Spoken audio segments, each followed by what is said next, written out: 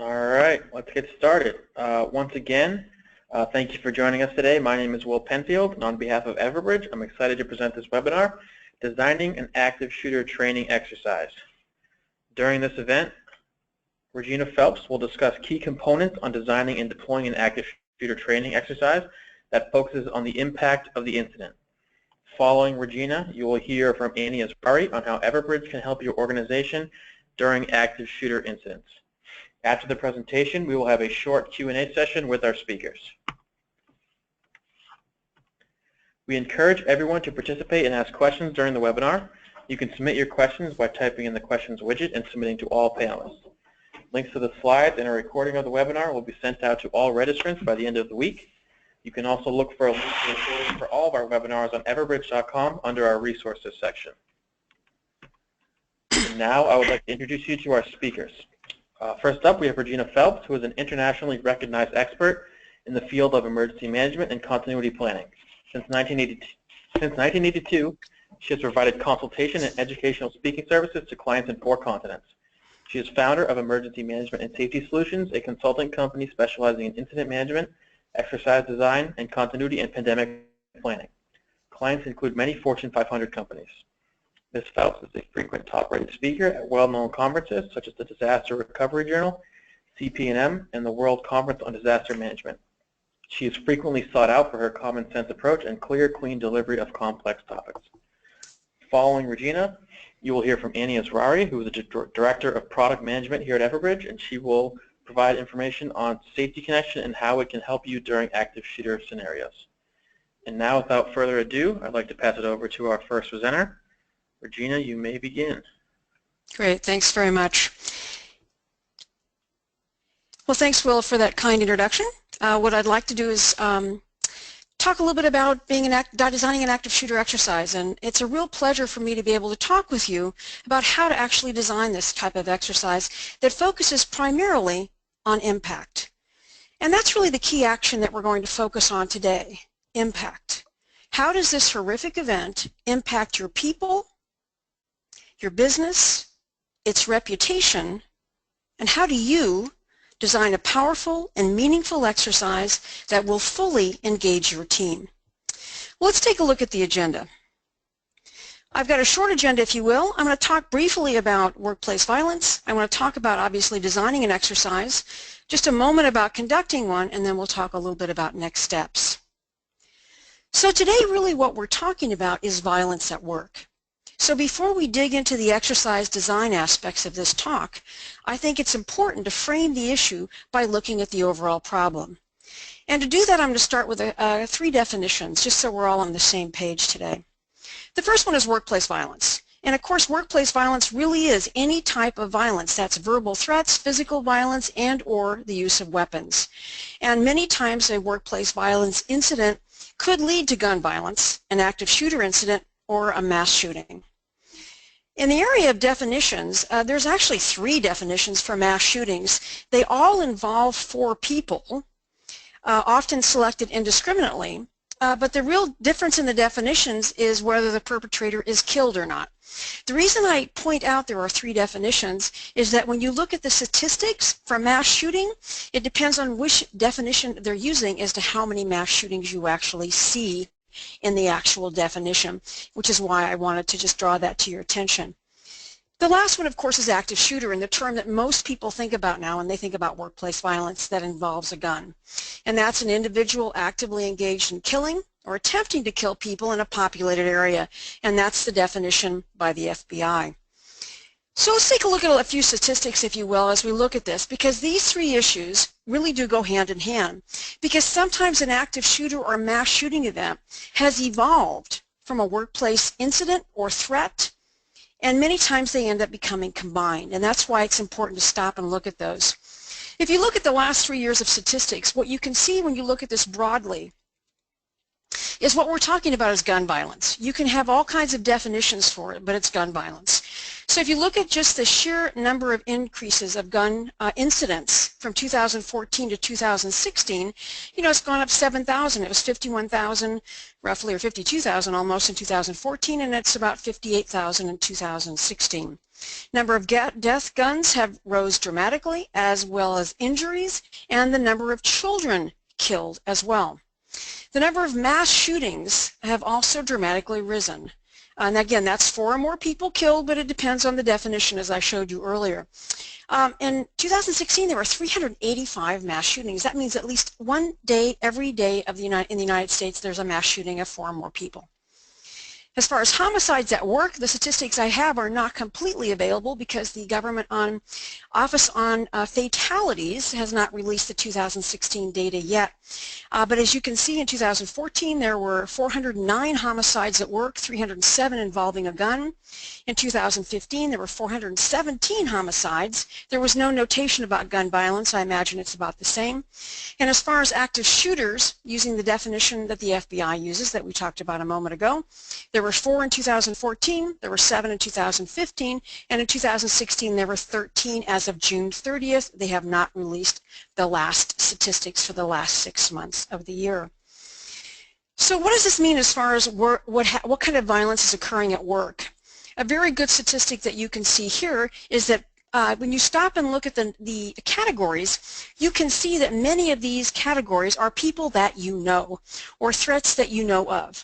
So domestic violence, patients, customers, outsiders, but you have a relationship with them. As you can see, the third column is about inmates or detainees, so you're looking at criminal justice cases. The fourth category over is coworkers or work associates, and then the last 2 categories are ones that are less likely in most organizations, that are office-oriented. One is the unspecified assailant, which could be a terrorist or some person off the street, and the last one is robbery. So when you look at those statistics, it tells you that you probably know about this person. So that's why it's so important to understand these statistics. The most common reason violence is going to come into your work is not a random shooter or act of terrorism, but by a threat you already know about. And again, there's 5 categories of murder at work.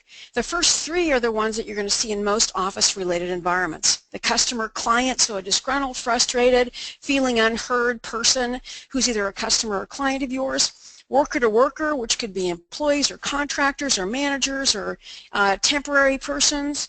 Domestic violence affecting the workforce. Robbery for those folks that are involved where there might be a case of robbery, and increasingly that can come into offices as well, but for the most part you're looking at retail locations. And then the last one is the ideological issues. Extremists or value-driven folks that are justified by their beliefs, so we saw that in San Bernardino, we saw that in the Pulse nightclub in Orlando, and many other instances certainly around the world. And lastly, I just want to say that most of the workplace violence deaths are women.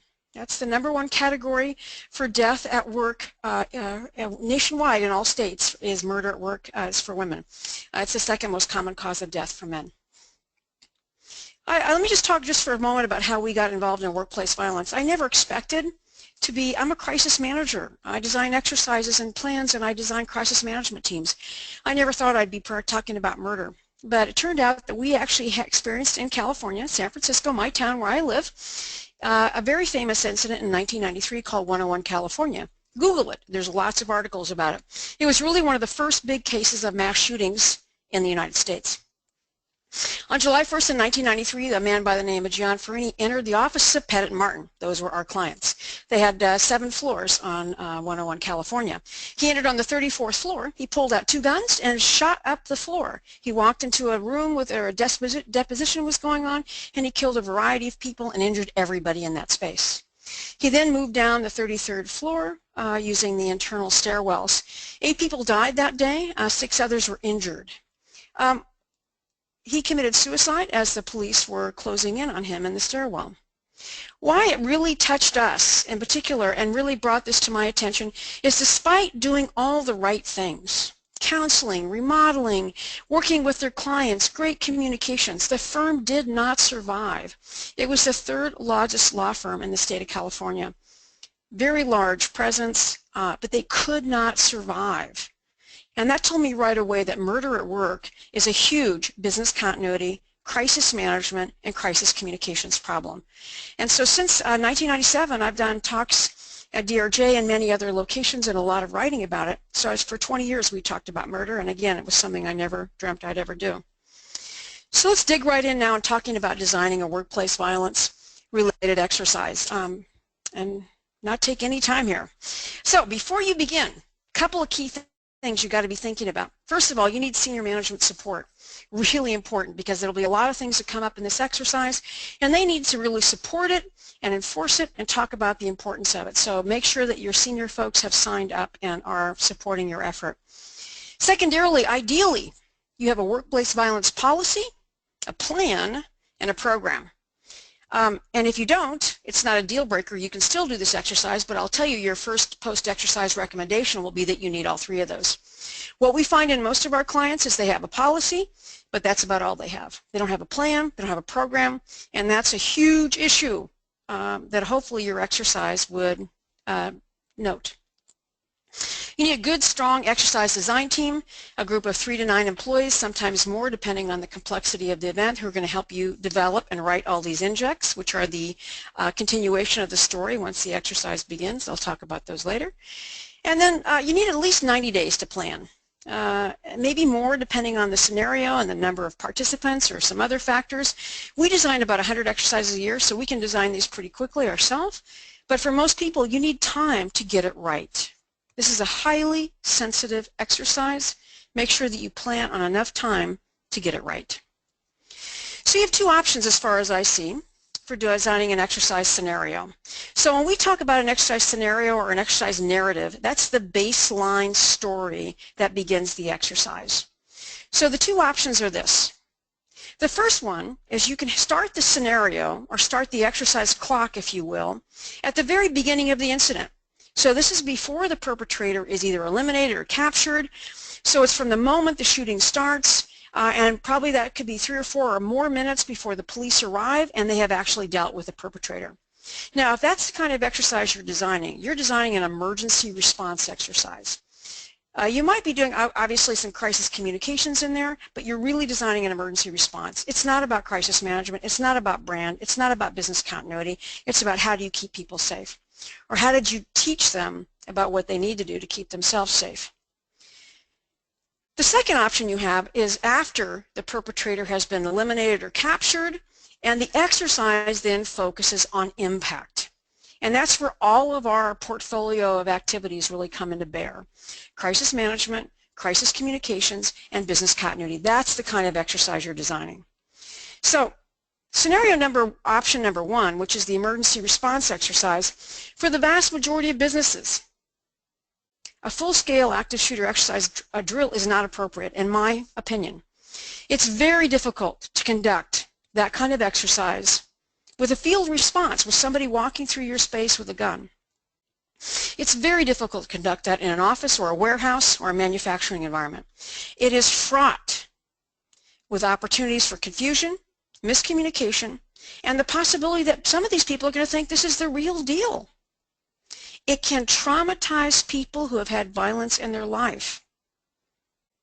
And as these drills have increased, so have the lawsuits about them and legal challenges. There was just 2 articles in the Wall Street Journal in the last 120 days about this very issue. So if you're keen on doing a active shooter exercise with guns and a police response in an office building or a warehouse or manufacturing, I really encourage you, really, to talk to your legal counsel and do some searching about the number of lawsuits that have happened. I don't recommend them. If the point is, what do you want your people to do, then you can teach evacuation, shelter in place by doing other things other than an active shooter, and I'll talk about that in just a minute.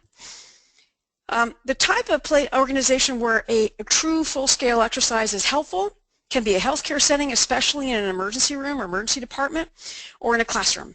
It's more selective, it's highly targeted, and very manageable. But that's about the only kind of businesses where that really is, in my opinion, a place that works. So how can you do option 1, which is the emergency response issue, without doing an exercise? Well, we've done some really concise and well-crafted classroom training. So first of all, you should be reviewing and telling all of your employees what's the workplace violence policy and plan, what's the program you have in place.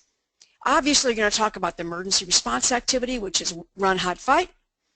and tell them what they're going to be doing. And again, that's not run, hide, fight in order. It's some combination, but very likely. And then what you can do is you can engage them in a really good classroom activity. So break a class into smaller groups, walk them through an office area, show them where would be good hiding places, show them how to block a door, show them how to actually execute some of the things you've just shared with them. But it's really a classroom experience. It's very different than an exercise, but it's engaging them, and that's going to help them remember what they want to do in the case of a workplace violence situation, which is what you're trying to get to, if that's the deliverable you're looking for. For scenario number 2, which is focused on impact, this starts after that acute emergency response is over, and so the clock of the exercise starts pretty much from when the perpetrator is captured or dead and the police are on site, and remember, they're in charge. As soon as they get there, they're in charge. So it doesn't matter what you want to do in many ways. So in that case, what you do is in the narrative that you're writing, you can write the whole beginning part of what happened, and then what you do is you begin the exercise once the perpetrator has been eliminated. This type of exercise really focuses on the employee issue, so all about human resources. What is HR doing for your staff? What are you doing for your employees? It talks about all the communications issue, both traditional, social media. You can drop in your emergency notification system in this beautifully. Talks about business continuity, and it talks about brand and reputation. So that's the difference between the two scenarios. Now, you can do this scenario number 2 in any one of 4 ways. You can do it as a basic tabletop, or you can do it as a simulated exercise, and you'll see that there's 3 different kinds. I teach a lot in exercise design, and if you've ever read any of my books on exercise design, you'll find that I talk about this extensively. A basic tabletop is where people simply say what they're going to do. I fondly call it a blah, blah, blah exercise. People just blah, blah, blah. They talk about what they're going to do, but nobody challenges them about that. So they assume everything's going to work. In the simulated exercise, an advanced tabletop, a functional or a full scale, they are interacting with a simulation team, and the simulation team may not like their answer and are going to push back. So it's a much more enriching experience for the participants, and it makes them dive deeper. Again, in a training module, you always start with the basic tabletop, but once people have some skills, advance them and make it a simulated event. It'll be much more meaningful for everybody that's in the room. For the focus of this conversation, we're really going to be staying and talking about a basic tabletop and not a simulated event. So the first thing you have to do, and this is the most important thing, you have to develop a list of key players in your company or organization, managers and executives, people that are keen to have this exercise or have skin in the game, and you want to interview them. And what you want to start with is what we call the silly little question. So I've been designing exercises for 35 years, and the only thing I ask people is, why are we doing this? I need to understand why you want to do an active shooter exercise. Because when I know that, I will design you the experience that will deliver. In other words, what you're trying to get them to say is, what do I want to get out of this? And then your job is to shut up, sit back, and listen. Ask questions, because the answer to that silly little question will tell you everything you need to know. So what does that mean? First of all, it's going to tell you the scope. It'll tell you, after you've talked to the key players, it'll tell you who should be playing in the exercise. Is it only the incident management team or crisis management team? Are you adding your executives? Are you doing some sort of activity with a threat assessment team? Are you inviting or expecting your key business units to actually activate and open up their BCPs? When you hear what people want to do, it will tell you who should be in scope, who is playing in this exercise. The second thing, when you understand the question, why are we doing this, you're going to really understand what they want to get out of it, and that becomes your goal. And I'll talk more about that in just a second. When you really understand the answer to the silly little question, you're also going to understand what the objectives are. And the objectives are important because that helps you design the exercise, it tells you what to focus on, and it helps you evaluate it. And then lastly, it tells you what kind of narrative might make sense. So let me peel this back a little bit more. The thing I want you to think about is, if you do the design, and this is really important, if you do the design without asking all these questions, you're going to end up not meeting expectations, because all of a sudden you'll realize in the middle of this exercise that there were things that people wanted that they're not going to get. Maybe they wanted a certain kind of activity that would really push their crisis communications team, or they wanted something that was going to engage the threat assessment team, or they wanted something that was going to activate a certain aspect of the security group. If you don't have clarity on what they want, you're not going to deliver what you're expected to. So for example, you might hear things like this. They want to make sure that the threat assessment team has the opportunity to convene and assess the problem. Well, if somebody says that to me, I know right away I'm not getting an active shooter off the street that I don't know. I'm getting somebody who's given us a threat. Maybe it's domestic violence. Maybe it's somebody who got fired. And the threat assessment team meets the night before or the morning of the exercise, and here's what the problem is, and makes some decisions. You might also hear things like, I want to see how my communication team is going to manage social media or traditional media. If I hear that, I'll tell you the first thing I'm thinking about is we're going to deliver a zillion tweets for them to have to manage, or Facebook posts, or I'm going to have some really killer videos that show the press arriving on their scene and what are they going to do to manage them. If somebody tells me I want to make sure that the HR department's really challenged about how to deal with impact, oh man, I'm going to go deep on that in the sense of how to really push the issues of what about EAP? Is EAP, do you have an employee assistance program? Are they part of your planning process already? What kind of emergency hotlines have you set up? And so on. So there's a list of things you could choose. The next one is how do you communicate your staff, and what would you say? You know, this is a great opportunity for practicing the use of your emergency notification system and having pre-written templates about what you would say. Or if you're using that and a public address system, what are your pre-written public address announcements? All of those kinds of things become really important because you're going to get a chance to really practice them. And then another thing I might hear is I want to see if our business continuities are going to work in this kind of narrative. So what does that tell me? I'm going to make sure that my situation is such that I'm going to have a crime scene investigation and the building is going to be off limits for 3 to 5 days, and you're going to have to figure out how to work without any access to your building, and everything was left inside, like laptops and cell phones and so on. So that's really rich from a business continuity perspective. And what those answers have told you are a lot. So if you ask the right questions and you're quiet and you listen, you're going to learn everything. And you'll learn things about the threat assessment team. So for example, the concern about the threat assessment team means you have to have a call or a meeting, as I talked about a moment ago. And this concern means that the person has already been known to you. A customer, disgruntled customer, a domestic violence case, a fired employee, a threat that you got through email, something like that. With communications, that means that you're dropping in tons of media queries and lots of social media. You have to have tons of Twitter, Facebook posts, even Instagrams if there's photographs of your building and people running out of it, that kind of stuff. With HR, you're going to push hard on things like counseling and acute fears and people's anxiety and people's inability to go to work, and even if they're critical, they're traumatized and they're not coming. Those kinds of issues. Staff communication, a ton of things. I want to see how they're going to use their emergency notification system. I'm going to make sure they've got pre-written templates. I'm going to make sure that they have these messages that they can adjust on the fly. And the business continuity plans, I'm going to really push things like critical customers and dates and the equipment they might need, and what if they don't have laptops, and can the IT department get them, and so on and so on and so on. So lots and lots and lots of things you can push on.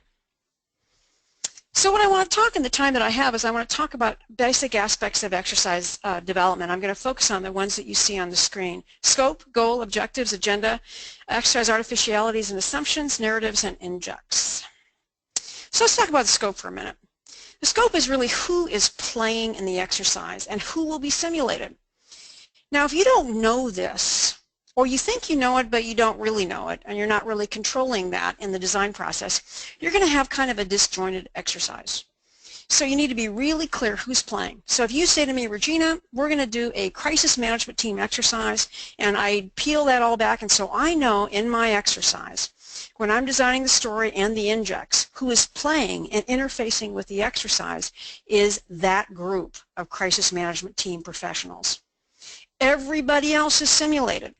So that could be business units, that could be executives, that could be other locations of your company. But be very clear who's in scope and actually who is not. So these are teams, crisis management teams, executives, it could be business units, it could be specified personnel or departments, it could be locations, it could be all of those things. But if you're not clear on this basic concept of scope, then it's difficult for you to even move forward from this moment. So an example of a scope might look something like this. You can have activation of the corporate incident management team. All other groups are simulated as the scope so that everybody in the room, once the exercise begins, knows who's playing, who's not. Not just from the design perspective, but in the actual implementation of the exercise.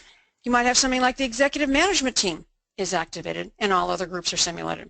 Or the crisis team is activated and all other groups are simulated. So first of all, after you've asked all your questions with your queries and you're asking the silly little question, the first thing we're going to be clear about is the scope.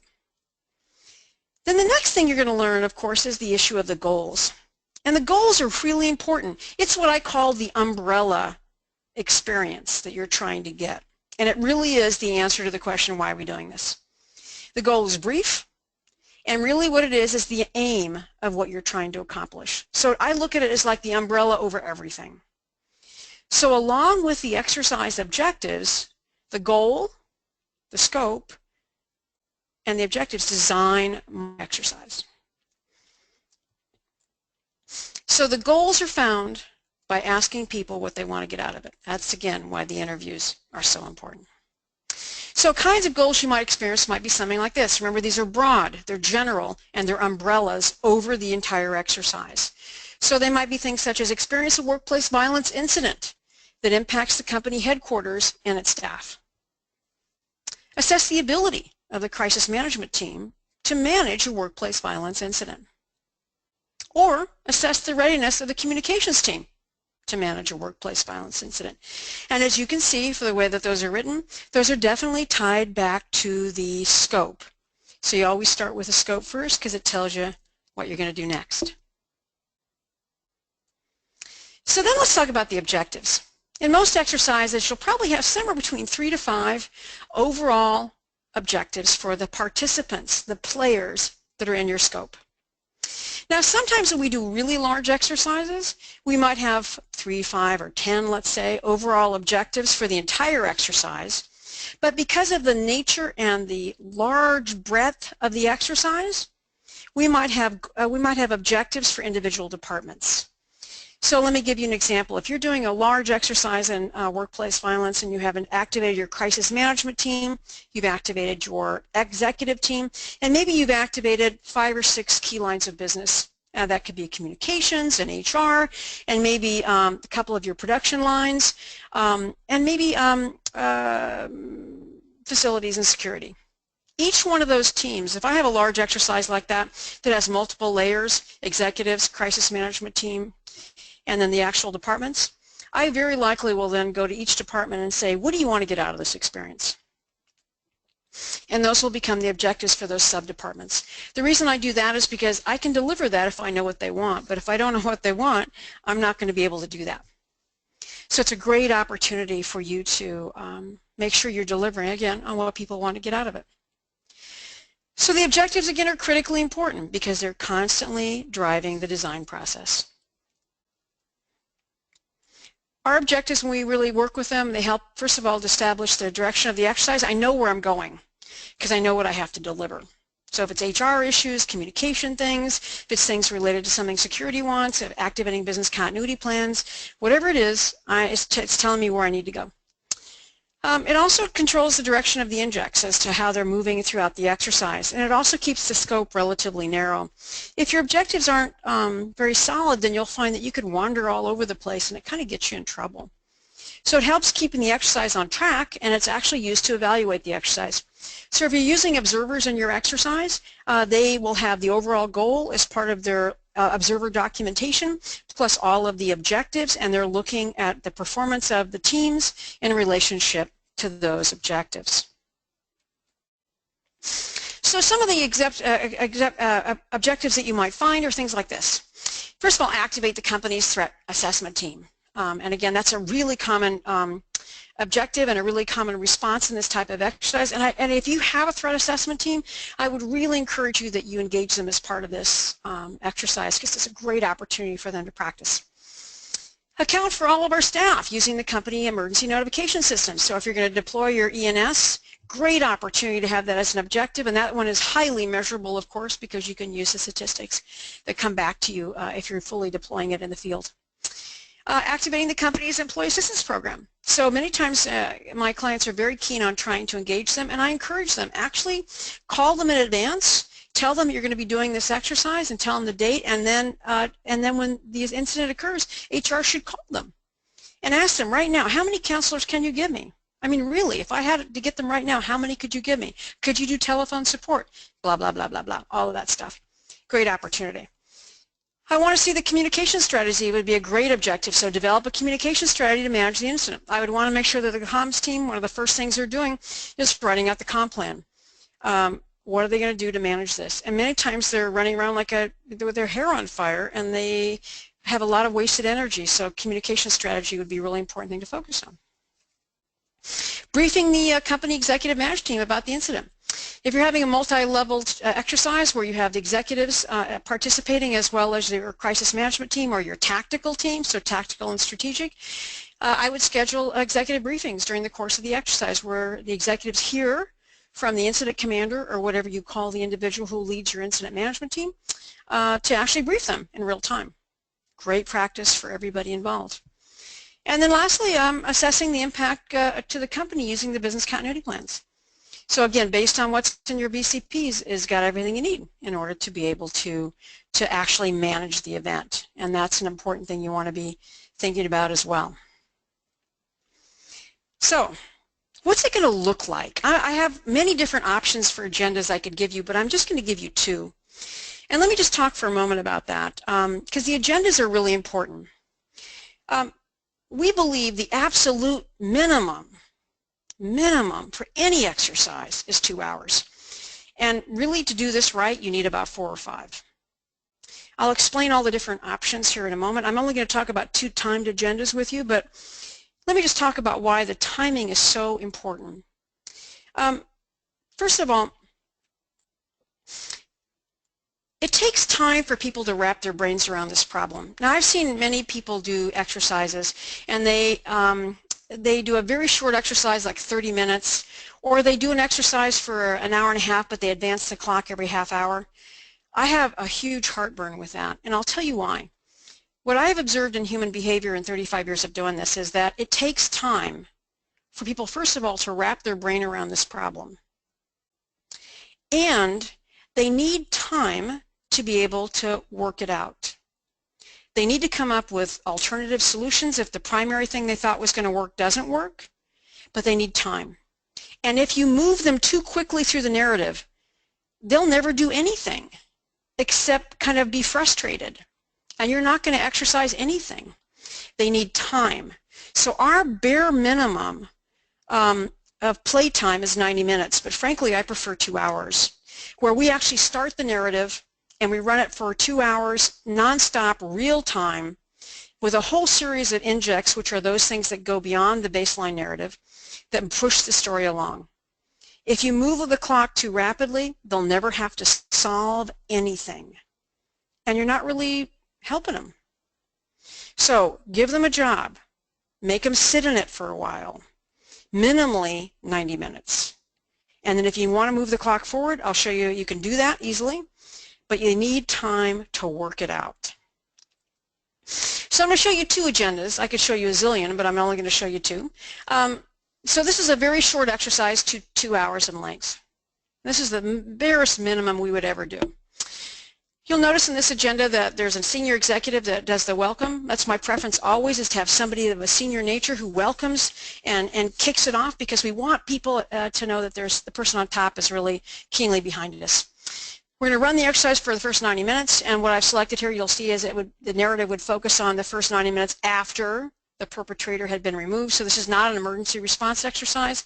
This is a business continuity impact focus exercise. Then you need at least 20 minutes to do a debrief, and some of our exercises we do it for an hour because there's so much to talk about, and then you need some next steps at the end. So that's a very, very short agenda, but it gives you a flavor. The next one might be this, and this is really kind of a little bit more of a workshop as well. So what you'll see in this particular agenda, it's only 3 hours in length, but we have a welcome, again, a senior executive, and then we do a very short review of the workplace violence plan. only 30 minutes. But again, you can hand those plans out in advance, but if people really don't know them, you know, they probably don't know them. They haven't read them and they don't understand them. And so if you're really trying to exercise your plan, maybe you want to do a workshop of what the plan is at the beginning. So we could do a very high-level review of that. And then what you'll see is then we run it for 2 hours, which is a nice block of time, focusing on that first 90 minutes or 2 hours after the perpetrator is removed, and then we do a debrief, and then there's next steps.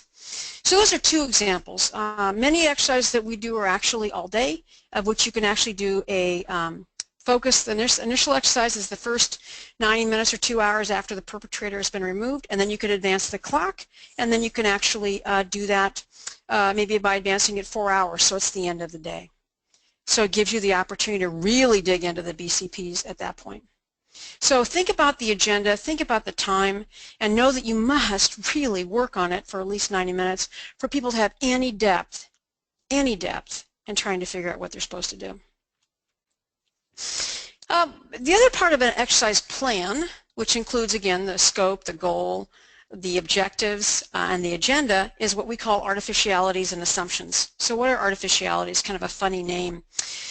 Artificialities are all those things that are blatantly not true, and they exist primarily for the purpose of this exercise. So date change. We change the date all the time because many times we're hired to do an exercise and it's not on a very fortuitous day. By fortuitous, I mean that's not problematic. I'm looking for a day that's going to make them miserable, you know, like the end of the month, or, you know, a close date, or maybe it's a date of an annual meeting, or something that has a lot of power behind it. So if it's not a good date that you're actually doing the actual exercise, then the scenario date can change. Sometimes you need to change the time of day too to make it more purposeful or advantageous. So if you're doing an afternoon exercise but all of your business activities that are mission critical are all done in the morning before noon, I would change the time that the exercise begins to 8 o'clock in the morning, let's say. You might say that certain equipment is not available or is not you know, possible for them to use, so that makes it a little bit more difficult. Or there might be certain conditions that you're trying to create. Some exercises will make the, you know, we'll change the temperature because we're doing a tornado, and if it's in February, that doesn't work very well in most places. So we'll change the different conditions to actually meet the actual exercise needs. And then assumptions are those things that you want people to keep in mind about the exercise. So if you want them to know that police will be automatically responding, or that there's certain issues that are assumptions that they're going to make anyway, we have a tendency to list those out in advance. So artificialities and assumptions are an important part of the exercise, and if you do change the date, if you do change the time, we often will use big flip charts in the room that show them the date that the exercise narrative is based in, so they don't get confused. And if we change the time, the clocks that are in the room are all set towards the exercise time, because everybody's going to look at their watch or their phone, and of course it's going to be very confusing. So now we finally get to the narrative after all this discussion. So a couple things. The narrative is what prepares people for the experience of the exercise, and that's what you're designing. You're designing an experience. And so the narrative is critically important, and what it does essentially is, we call it the baseline narrative. It is the beginning part of the movie. It's the beginning part of the story. And it gets people in the space, gets them in the moment that you're trying to create. So it provides an overview.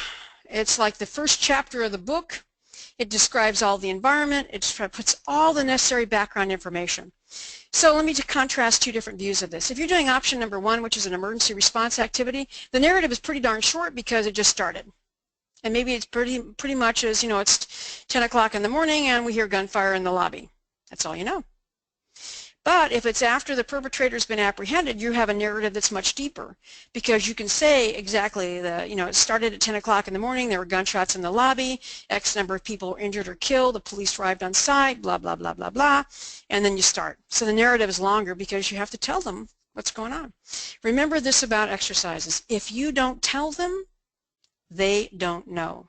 This is a completely made-up world that you've created, and if you don't tell them, they're not going to know what's going on. So as far as your narrative is concerned, there are many angles that you can go on. Terminated employees, domestic violence, Contractors laid off, disgruntled employees or customers or members of the public, managers going off the deep end. Those are probably the most common things you're going to have. A random person off the street is always an option. We rarely do that. In my 100 exercises, I probably do 20 that are workplace violence every year. And I don't think I've done maybe more than 5 random people off the street. And the reason for that is because the other options are so rich. There are so many reasons that people might become violent at a workplace. And so somebody off the street is an option, but you know, for the most part, it's not going to happen. So the examples that you see here are the things that we have had in our client population. In the last 20 years, it's sort of a chilling statistic for us just in our companies that we work for, we've had 47 murders at work.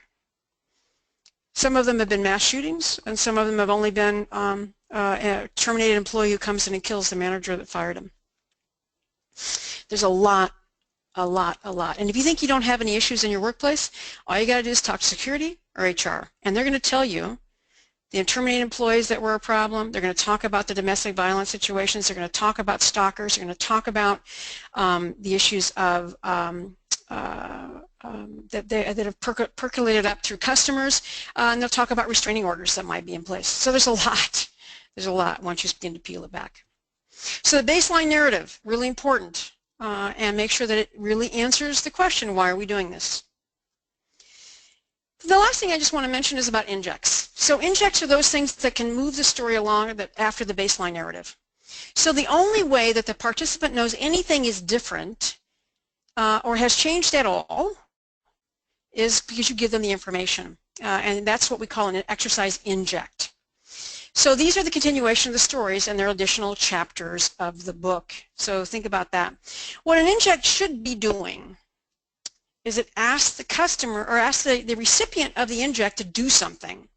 So it may tell them a piece of data, but then almost inevitably it asks a question.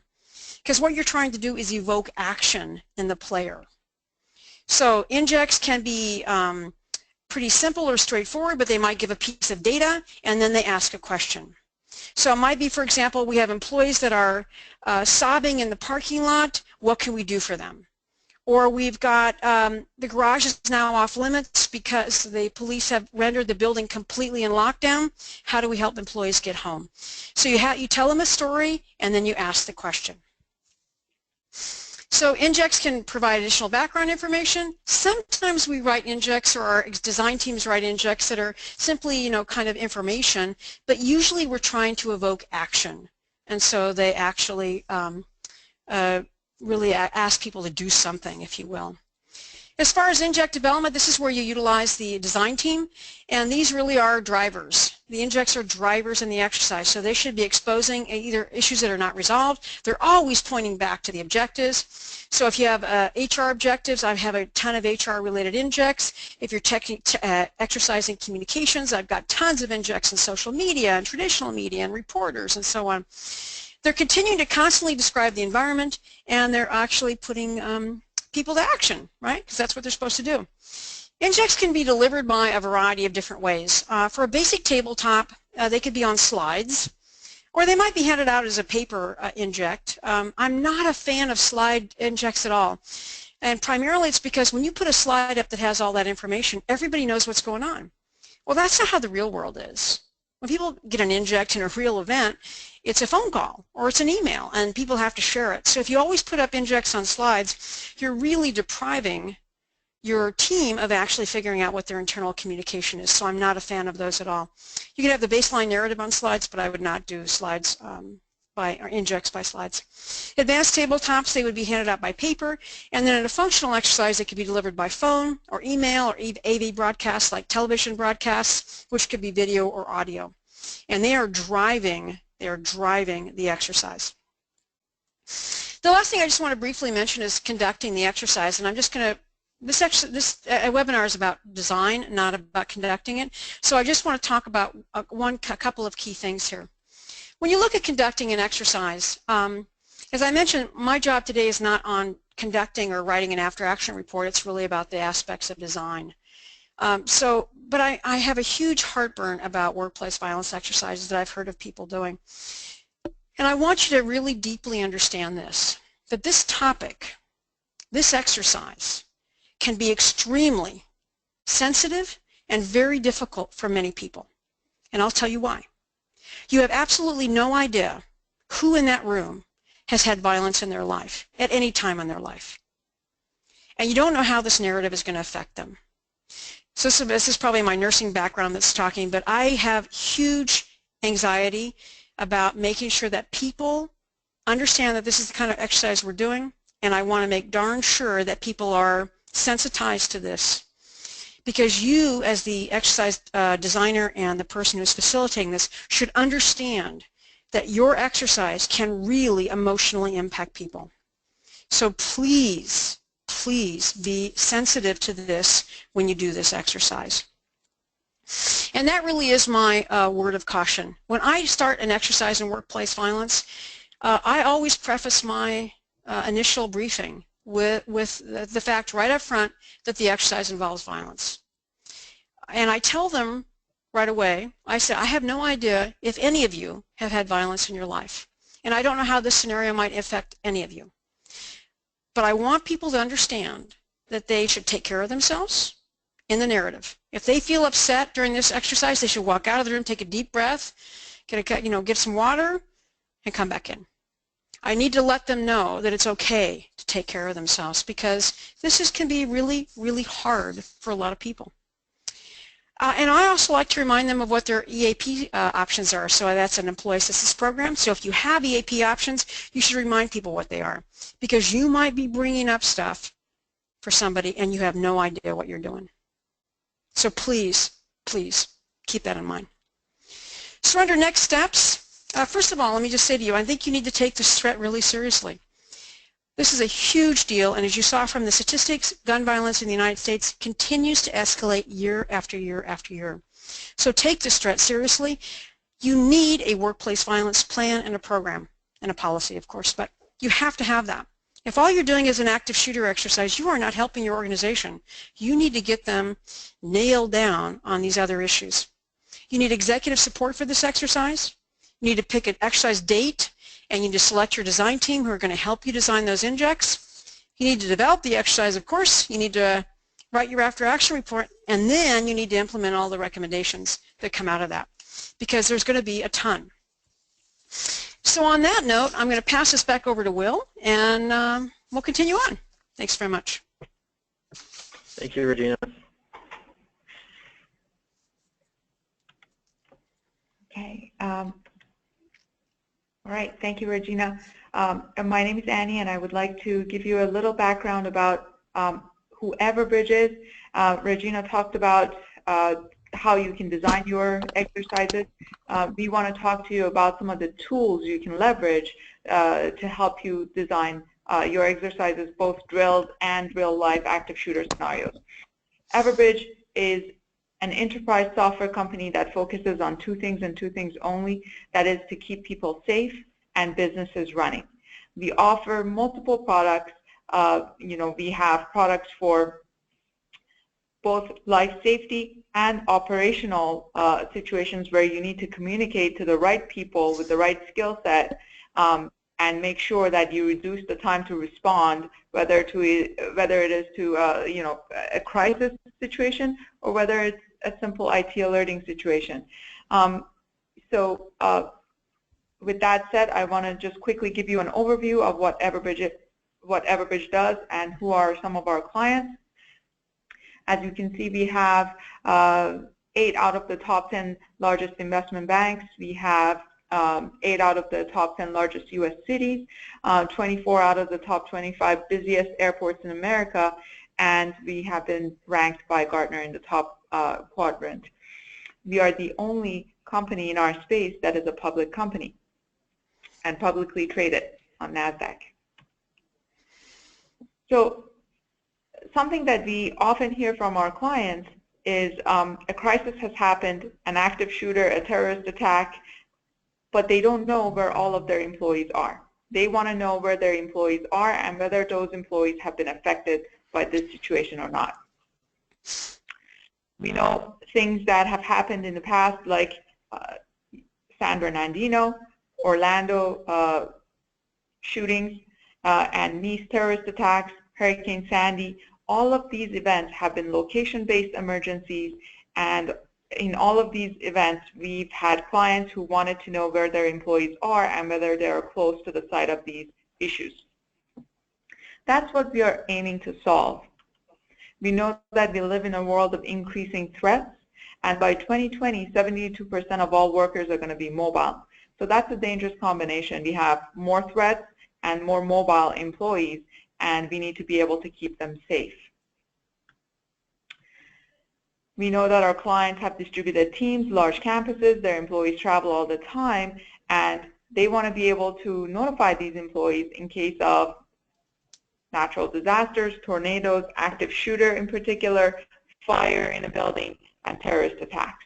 All of them are examples of location-based emergencies. A traditional communication platform used to give you the ability to just fill out a form and send a mass communication to all of your constituents, whether it was a bad weather alert or whether it was an active shooter alert or an evacuation notice.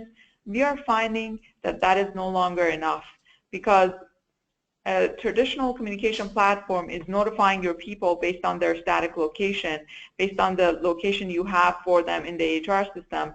You don't really know whether those people are affected by this situation. You can't make sure whether they have evacuated the building in case of an active shooter.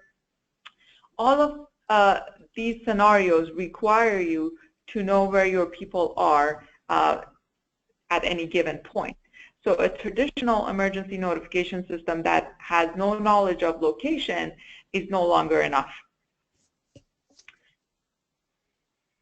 Everbridge has taken some steps to create the next generation communication platform for life safety. We have introduced multiple location types.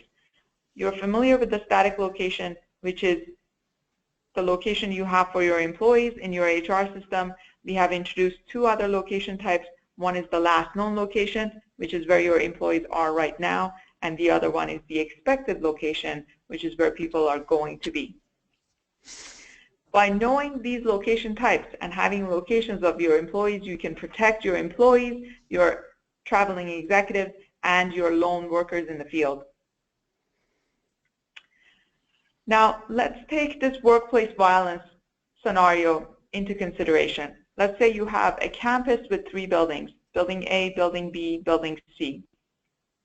You have an active shooter in Building A, and you have employees in Building B and C. You need to be able to communicate to people in Building A and people in Building C, but you need to communicate different messages to these people. People in Building C may need to evacuate immediately. People in Building A may need to hide or take shelter, or not use the exit that is closest to where the active shooter is. So you need to be able to know who is in each building right now. Your HR system may say Annie is assigned to Building A, but Annie may actually be in Building C for a meeting. So which notification should Annie receive? The one for Building C or the one for Building A? Or maybe both?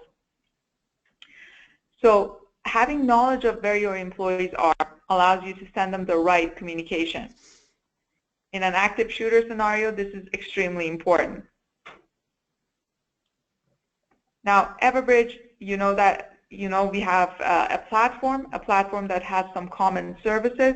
For example, our notification engine, our rules engine, our location engine, and then we have some products on top that take advantage of these shared services. When we build a new product, we keep in mind our Everbridge model. Everbridge has its own crisis management model, and that's based on assess, locate, automate, and communicate. So when we build our products, we keep this model in mind, and the first step in a crisis management situation is to assess the situation, decide whether this is important enough that you need to notify people of, or whether it needs to be communicated to anyone. Locate is the step where you decide where your people are, and you you can locate them based on their skills, based on their location, based on their schedules. And the automate step is to make sure you have all of your standard operating procedures in place, you have your escalation policies in place, and you don't have to make all of those decisions at the time of the crisis. Finally, the last step is to communicate with your constituents. And communication needs to happen over multiple modalities. It needs to take into consideration the contact preferences. For example, if Bill prefers to receive an SMS and he's more likely to respond on SMS, we should be sending him an SMS first and then leverage the other communication paths. Communication should have two-way capabilities, and it needs to be able to communicate reliably across the globe. So with that model in mind, I want to quickly show you the steps. On the Everbridge universe, you have events coming in through our partners. We have partners like NC4, we have partners like Twitter and Weather, WDT, which is Weather Decision Technologies, and we get events from our partners, and we display them on the map so you can see how close those events are to your contacts, or how close your contacts and constituents are to the site of these events. Also, you see a description of the event, so you can decide whether it's important enough to notify people based on that event. That's the assess step. The next step is to locate your people. We can get their physical location from multiple sources. One source is our own mobile app. The ContactBridge app sends geolocation data back to the Everbridge platform. We get location data from other sources, such as badge access systems, as employees badge into the building. We get location data from network access systems, as employees log into the corporate networks. And we can see what hotspot they're sitting close to. For example, hotspot number 3 on floor number 4, and we can determine that the employee is on the 4th floor of the Burlington office. We get location data from travel itineraries, we get location data from room and desk reservation systems, and this gives us a multi-layered view into where people are. So we no longer just rely on the HR location or on the location that comes from the HR system and says Annie is usually based out of the Burlington office, right? So we don't have to just rely on that anymore. We can have visibility into where Annie is right now or where she's going to be next week based on her travel itinerary. Once you have that information, you can simply see all of your physical assets, your buildings on the map, and then you can see how many people are actually in the building right now versus how many people are assigned to the building. That's really important. If you need to evacuate your building, if you need to do a mustering exercise, you want to have a good understanding of who is in the building right now versus how many people are normally assigned to that building. So you can simply see that breakdown in the Everbridge Universe map. Now you've located your people and you want to make sure you have automation in place, which means you have your standard operating procedures already in your communication templates. You have your escalation policies in place, you have your delivery paths defined, and you have provided the capability, maybe a conference bridge for your response team to quickly get on a bridge and discuss the situation. You have all of that in place because you don't want to have to make those decisions when an active shooter situation is happening and you don't really have time for putting these things in place when a crisis is happening. You want to do that ahead of time. You want to configure these templates ahead of time. So we absolutely recommend having templates built out, and then when a crisis happens, you want to communicate to your constituents. You want to be able to reliably communicate to them over multiple modalities. Everbridge offers over 100 different modalities. One of them is our own mobile app, which has one of the highest rates of response. So push notifications get sent to the app. You can actually send SMS messages to people's mobile device. You can ring their phones. Over 100 different modalities. Some of them are very obscure, and some of them are very common, like the voice paths and SMS Those are common delivery paths, email. And then we have some less used delivery paths like indoor and outdoor sirens, etc. If you are a global company, you want to make sure that communication is reliable outside of the United States. There are places in the world where SMS is notoriously unreliable, and you want to make sure that your communication platform can actually communicate in all the countries that you have employees and physical assets. Everbridge happens to offer 2 providers for every country on the map. 2 SMS providers, I should say, for every country on the map. So that's the communication piece. Now, our goal with introducing this product over a year ago is to make sure that you can ensure the safety of your local and remote employees. You can expand the duty of care from within the 4 walls to beyond the 4 walls and make sure that both your traveling executives, traveling employees, lone workers, and regular employees within your campuses are safe. We also aim to improve operational response and basically have a track record of all of that in the Everbridge platform, so you can do an after action plan. Basically, go and review everything that has happened and make sure that you can optimize your processes for the future. So you have an audit trail of all of that in the Everbridge platform. With that said, I'd like to pass it over to Will so we can open it up for some questions. All right, thank you, Annie. Yeah, we will be opening up to questions from the audience now. As a reminder, you can submit your questions by typing a question into the open text field in the questions panel on your screen. First question we have is for you, Annie. Does Everbridge send messages over all modalities simultaneously for an active shooter when time is of the essence? Everbridge can absolutely send messages over all modalities at any given point.